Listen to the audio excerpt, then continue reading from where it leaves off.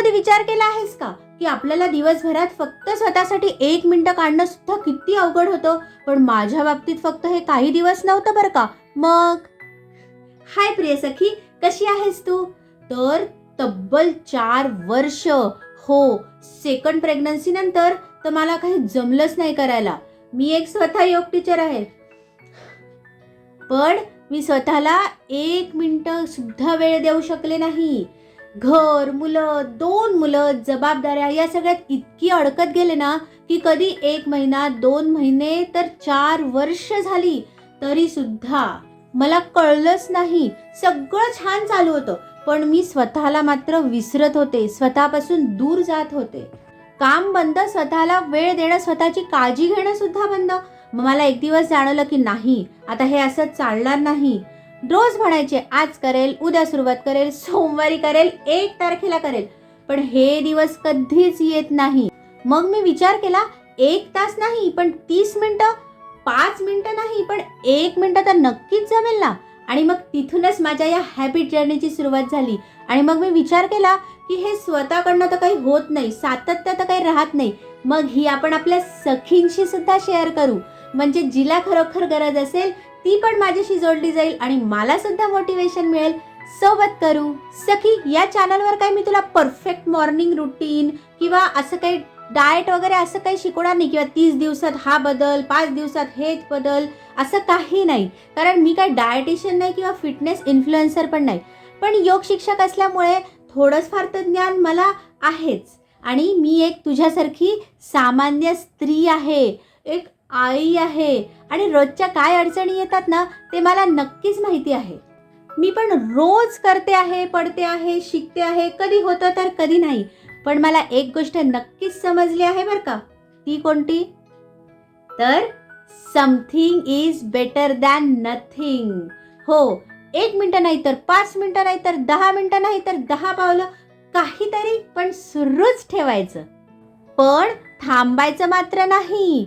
तुलाही जर असं वाटत असेल ना की मला स्वतःसाठी वेळच मिळत नाही, काहीच करता येत नसेल, तर नक्कीच हे चॅनल तुझ्यासाठी आहे. आपण एकमेकींना काही शिकवणार नाही आहोत बरं का, तर एकमेकींच्या सोबतीने चालणार आहोत. लहान लहान सवय, लहान लहान पावलं रोज, कारण एक छोटी सवय, मोठा बदल. सखी, आई होणं हे खरंच खूप छान सुंदर फिलिंग आहे. अगदी असं मोर पिसासारखं तरंगतोय असं वाटतं, हलकं हलकं, हो ना. पण आजकालचं जग बघता आपल्याला मुलांकडे लक्ष देणं तितकंही गरजेचंच आहे. दुसरं कोणाच्या भरोशावर आपण त्यांना वाढवू नाही शकत ना. आणि एक आई किंवा वडील या दोघांपैकी एक जण तरी त्यांच्यासोबत असायलाच हवं.